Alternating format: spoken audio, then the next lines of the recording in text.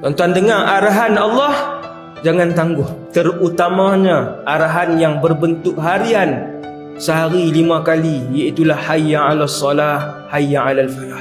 Tiap-tiap kali tuan-tuan sahut, bila dengar hayya 'alas salah, hayya 'alal falah, Allah akan gantikan sesuatu dalam kehidupan tuan-tuan. Wahai Allah, jadikan keluarga aku di kalangan yang mendirikan solat. Solat ni antara rahsia, sebab tu dia sehari 5 kali. Benda apa yang tiap-tiap hari ni? Sembahyang. Ada banyak rahsia solat. Bila Allah sebut, bila dengar muazzin sebut hayya 'alas salah, yang memanggil itu Allah. Tuan-tuan boleh tinggal waktu tu kerja, Allah akan ganti hari tu juga sesuatu, insya-Allah. Rabbana liyuqimus salah. Wahai Tuhan, jadikan anak isteri aku di kalangan yang solat. Sebab bila solat, mereka akan jadi orang yang baik, yang beriman, yang baik sangka dengan Allah, yang tak berhenti mohon dengan Allah.